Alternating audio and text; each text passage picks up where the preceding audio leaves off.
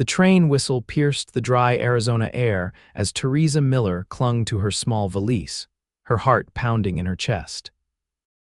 October 1881 had arrived with unexpected chill in Naco, Arizona, and she pulled her threadbare shawl tighter around her shoulders, wincing as the fabric brushed against the tender bruises hiding beneath. She'd traveled nearly 2,000 miles to marry a man she'd never met, a desperate gamble to escape a life that had become unbearable.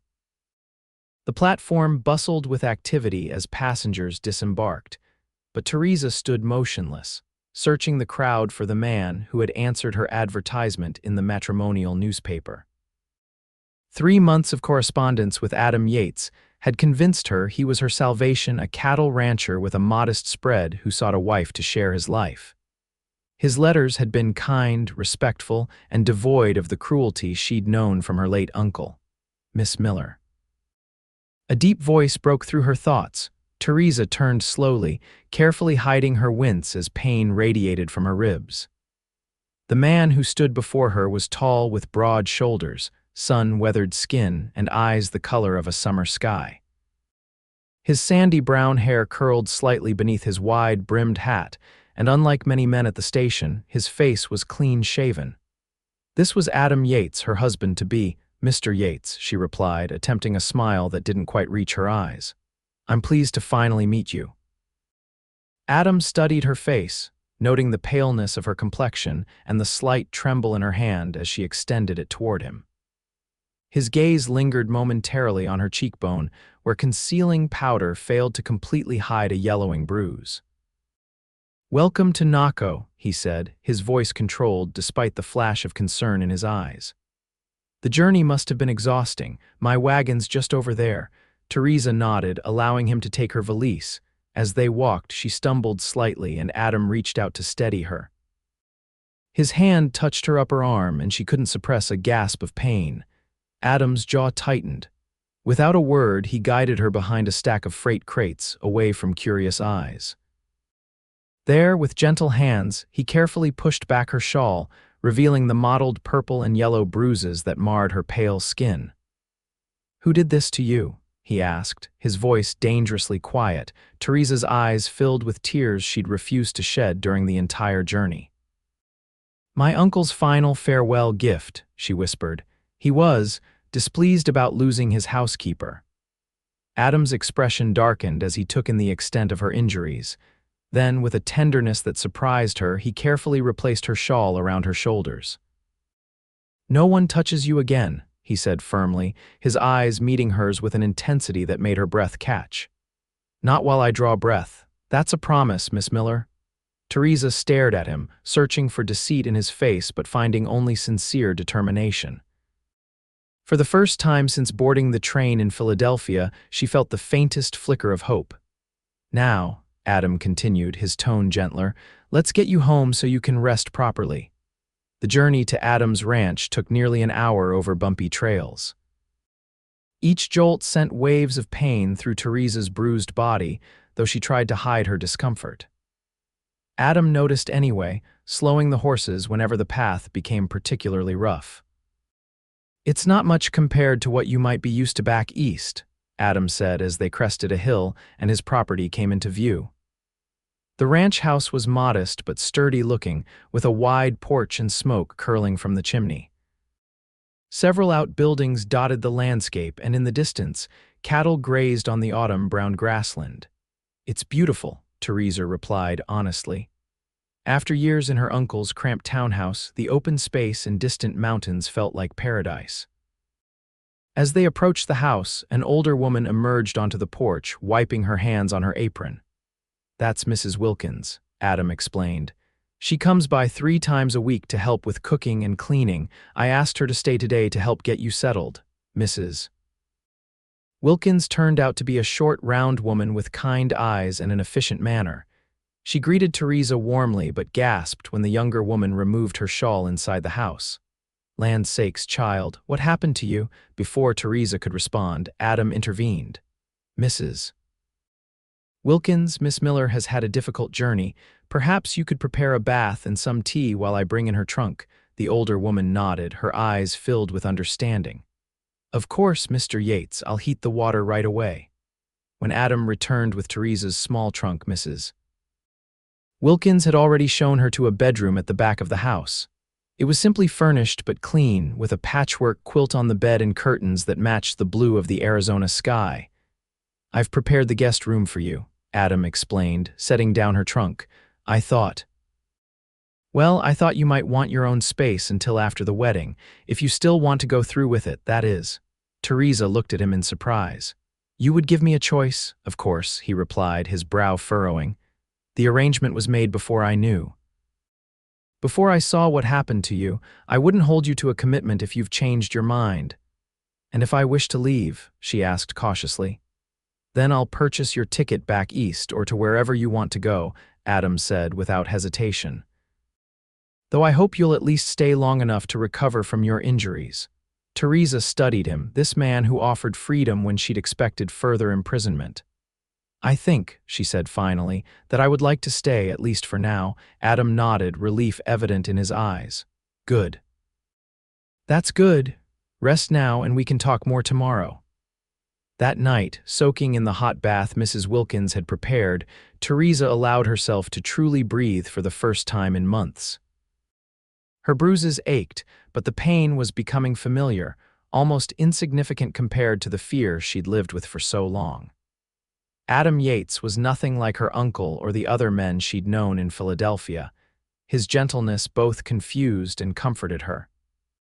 The next morning, Theresa woke to sunlight streaming through the curtains and the smell of coffee wafting from the kitchen.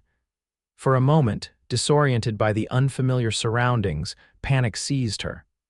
Then the previous day's events came flooding back and she exhaled slowly. She dressed carefully in one of her few dresses, choosing the high-necked blue gingham that best concealed her bruises.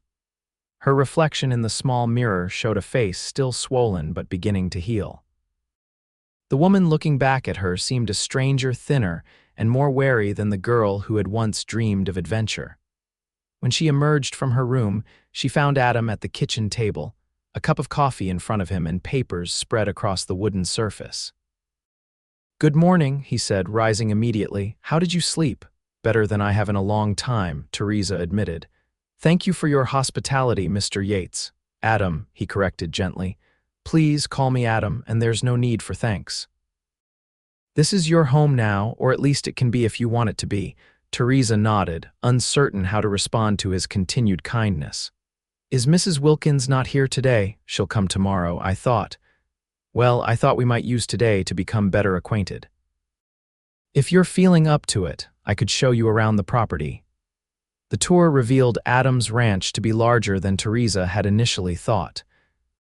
Besides the main house, there was a sturdy barn housing 2 draft horses, Adam's riding horse, and a gentle mare he said would be hers if she wished to learn to ride. A chicken coop provided eggs, and a vegetable garden, though winding down for the winter, still offered pumpkins and late squash. "Most of my income comes from the cattle," Adam explained as they walked slowly along a fence line. "It's not a large herd compared to some, but it's enough to live comfortably. I bring on extra hands during roundup and branding." Theresa listened attentively, asking questions that seemed to please him with their insight. Growing up in Philadelphia hadn't taught her much about ranching, but her practical nature helped her grasp the basics quickly. As they returned to the house for lunch, Adam asked, "What about you, Theresa? Your letters mentioned working as a housekeeper for your uncle, but I'd like to know more about you." Theresa hesitated, unused to anyone taking an interest in her life. "There's not much to tell. My parents died of influenza when I was 16. My uncle took me in, but his charity came with conditions. I cooked, cleaned, and managed his household in exchange for room and board." "And the bruises?" Adam asked quietly. Theresa's hand unconsciously rose to her cheek. "My uncle had a temper, especially when he drank. It grew worse after he lost money in bad investments last year. When I saw your advertisement in the newspaper, I saw a chance to escape." Adam's expression darkened. "Did he often hurt you like this?" "Often enough," she replied, her voice steady despite the painful memories. "The last beating was because he found my letters from you. He was furious about losing his unpaid servant. They had reached the porch, and Adam paused, turning to face her. "Theresa, I want you to know something. I advertised for a wife because I was lonely and because this ranch needs a woman's touch. But I don't expect a servant. If we marry, you'll be my partner, not my property." His words were so far from anything Theresa had expected that tears sprang to her eyes before she could prevent them. Embarrassed, she turned away, but Adam gently took her hand. "I know you don't know me yet," he continued softly. "And I understand if you need time, but I want to be clear about what kind of man I am and what kind of marriage I hope for." Theresa wiped her tears with her free hand, overwhelmed by emotions she couldn't quite name. "Thank you," she whispered. "I would like some time if that's all right." "Of course," Adam replied, releasing her hand. "Now I believe I promised you lunch." The days that followed established a peaceful routine. Theresa's bruises gradually faded from purple to yellow to barely visible marks. With each passing day, she ventured further from the house, exploring her new surroundings with growing confidence. Adam kept his distance physically, but remained attentive and kind, joining her for meals and evening conversations by the fireplace. One afternoon, 2 weeks after her arrival, Theresa was hanging laundry in the backyard when the sound of approaching horses caught her attention. Two riders approached the house, a tall, broad-shouldered man with a star pinned to his vest, and a younger man whose casual posture couldn't hide the revolver at his hip. Adam emerged from the barn, wiping his hands on a cloth as he went to greet them. "Sheriff Taylor, Deputy Mitchell." "What brings you out this way?" The sheriff dismounted, tipping his hat to Theresa. "Afternoon, madam. Adam, we're looking for a man who might have passed through. Eastern fellow, well-dressed, asking questions about a young woman who arrived on the train about 2 weeks back." Theresa froze, the wet sheet in her hands suddenly heavy as lead. Adam's eyes flickered to her face, noting her sudden pallor. "Any particular reason you're interested in this man?" Bartender at the Silver Dollar says he was flashing money around, trying to get information. "Seemed overly interested in newcomers, especially women traveling alone. Got into a scuffle when someone suggested his intentions might not be honorable. We're just making sure everyone in the area is aware." "Well, I appreciate the warning," Adam said casually. "Miss Miller and I are to be married next week. I'd take it personally if anyone caused her trouble." The sheriff raised an eyebrow, looking between them. "Congratulations are in order then. That's good news." After the lawman departed, Adam found Theresa in the kitchen, her hands trembling as she gripped the back of a chair. "It's my uncle," she said before he could speak. "It has to be. He must have followed me." Adam stepped closer, careful not to crowd her. "Why would he come all this way?" "To punish me," Theresa whispered. "To show me I can't escape. He's always been like that, vindictive, controlling. He'll say I stole from him or that I'm mentally unstable. He's respected in Philadelphia. People will believe him." "Not here they won't," Adam said firmly. "This isn't Philadelphia, Theresa, and you're not alone anymore." Theresa looked up at him, conflict evident in her eyes. "I've brought trouble to your door. Perhaps it would be better if I left." "Is that what you want?" Adam asked, his voice gentle. "To leave?" She hesitated, then slowly shook her head. "No, but I don't want to endanger you either." "I can take care of myself," he assured her. "And you, if you'll let me. Did you hear what I told the sheriff?" "That we're to be married next week," Theresa said, a question in her tone. Adam's expression softened. "I hope that wasn't too presumptuous, but marriage would give you legal protection that's harder to challenge. Of course, only if you're willing." Theresa studied his face, seeing nothing but honest concern and something else, something warmer that made her heart beat faster. Over the past 2 weeks, she'd come to admire this quiet, steadfast man who treated her with a respect she'd never known. Perhaps it wasn't the passionate love of novels, but it was solid ground on which something true could grow. "Yes," she said finally, "I'm willing." The wedding took place in Naco's small church with only the minister, Mrs. Wilkins, and a few of Adam's closest neighbors in attendance. Theresa wore a simple ivory dress that Mrs. Wilkins had helped alter from one of her better gowns, and Adam looked handsome in his best suit, his hair neatly combed beneath his hat. As they exchanged vows, Theresa felt both terrified and hopeful. When Adam gently took her hands in his and promised to cherish and protect her, the sincerity in his eyes brought unexpected tears to hers. For the first time in her life, someone was making promises to her that she believed might actually be kept. Their wedding night was not what Theresa had feared. After a small celebration at the ranch with their guests, Adam showed her to the master bedroom, then surprised her by picking up a pillow and blanket. "I'll take the guest room tonight," he said quietly. "There's no rush, Theresa. We have time to get to know each other properly." Relief and something like disappointment mingled in her chest. "You don't have to leave your own bed." Adam smiled gently. "I want our first time together to be because you desire it, not because you feel obligated. I can wait until you're ready." That night, alone in the large bed that smelled faintly of him, Theresa reflected on the strange path that had led her to this moment.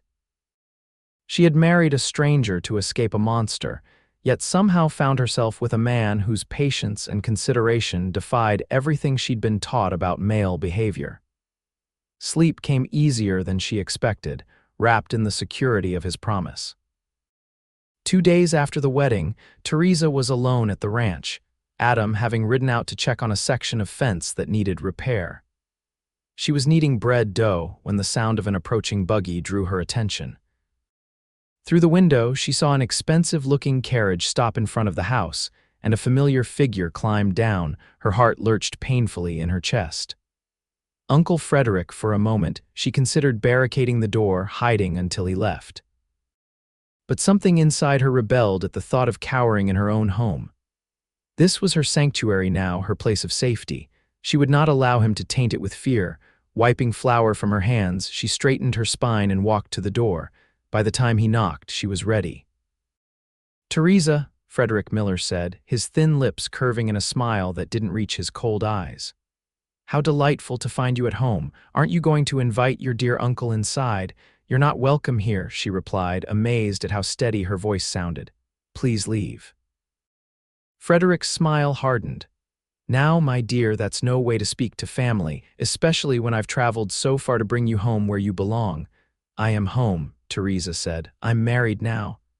"Yes, I heard about your hasty wedding, a transparent attempt to avoid your responsibilities. But we both know what kind of arrangement that must be.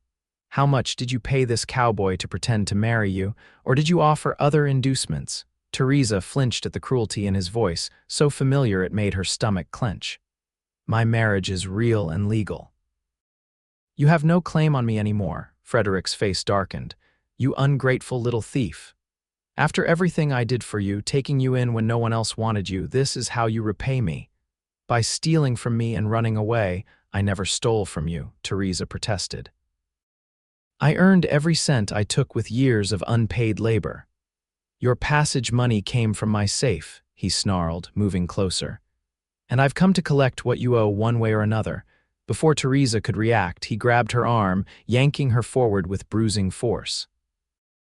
The familiar terror surged through her veins, paralyzing her momentarily as old habits reasserted themselves. But something had changed in her. The 2 weeks of safety, of being treated with dignity, had awakened a spirit she thought long dead. With strength born of desperation, she twisted away from his grip. "Let go of me," she shouted, loud enough that it might carry to the nearby properties. "I am not yours to command anymore," Frederick's face contorted with rage. "You always were a difficult child. I see I need to teach you respect once more." He raised his hand and Theresa braced herself for the blow, but it never came. Instead, Frederick found his arm caught in an iron grip as Adam materialized beside them, his face a mask of controlled fury. "I believe my wife asked you to leave," Adam said, his voice dangerously soft. Frederick attempted to pull free, but Adam's grip only tightened. "This is family business. The girl is my niece and ward." "The woman is my wife," Adam corrected, "and you're trespassing on our property." "She stole from me," Frederick insisted. "I have every right to what?" Adam interrupted. "To assault her, to drag her away against her will, I don't think so." He finally released Frederick's arm with a slight push that sent the older man stumbling backward. "Now you have 2 choices. You can leave peacefully, or I can escort you to Sheriff Taylor and explain why you're harassing my wife." Frederick straightened his jacket, his eyes darting between them calculatingly. "This isn't over. She belongs in Philadelphia under proper supervision." "No one touches her again," Adam said, the same words he'd spoken when Theresa first arrived. "Not while I draw breath, and if you ever come near my wife again, you'll wish you hadn't."